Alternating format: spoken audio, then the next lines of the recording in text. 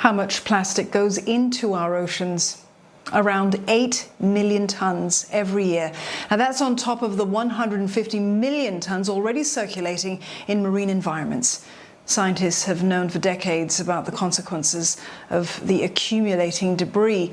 However, little is known about the amount of plastic in remote regions of the Southern Hemisphere.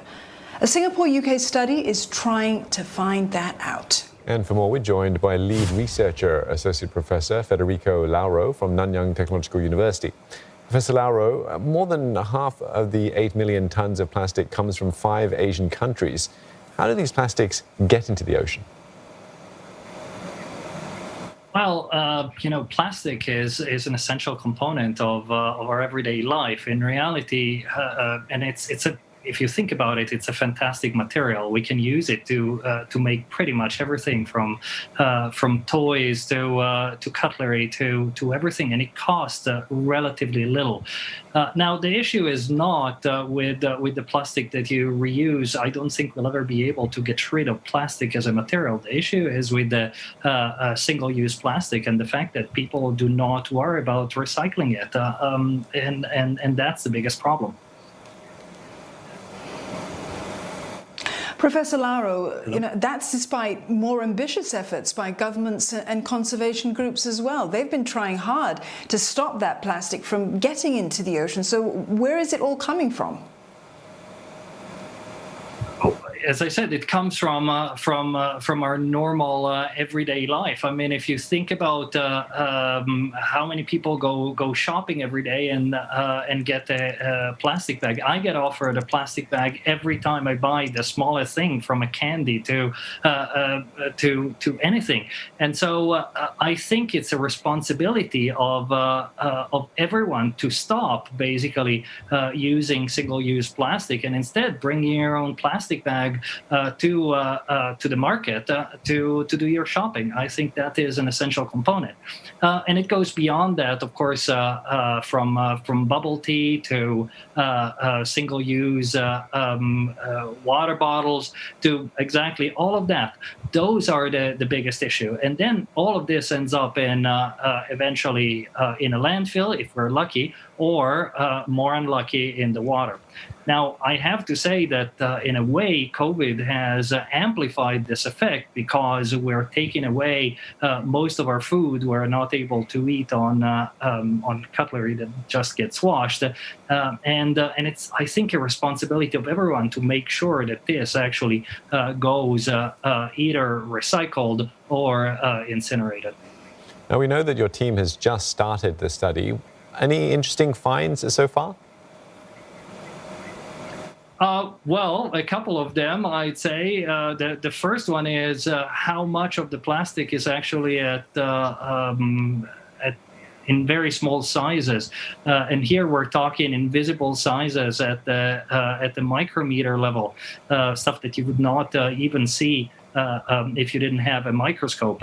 And the second thing is you can pick up consumer changes directly by looking simply on the beaches. You start seeing, for example, disposable masks, which contain a considerable amount of plastics, and of course single-use containers for food takeout.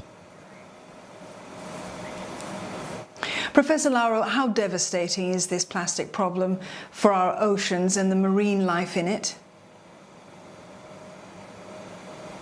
Well, the short answer is we don't know yet, and that is there are not enough studies that have yet identified how problematic the different kinds of plastics can be to marine life. We know, of course, that macroplastics, the big plastic bags or can holders or any of that can strangle a lot of the bigger marine life. But what we don't know are the chemical effects of the smaller types of plastics that get ingested and then eventually gets accumulated through the food chain and might and probably do end up on our table every day. So that is the most problematic, I'd say, issue that we're still trying to tackle. I mean, in a way, we're unlucky that plastic is so difficult to degrade and so recalcitrant to degradation.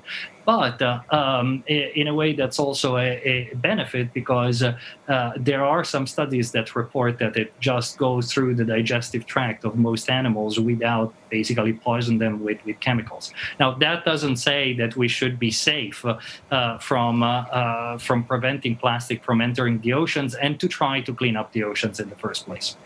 And how will the results of your study be used?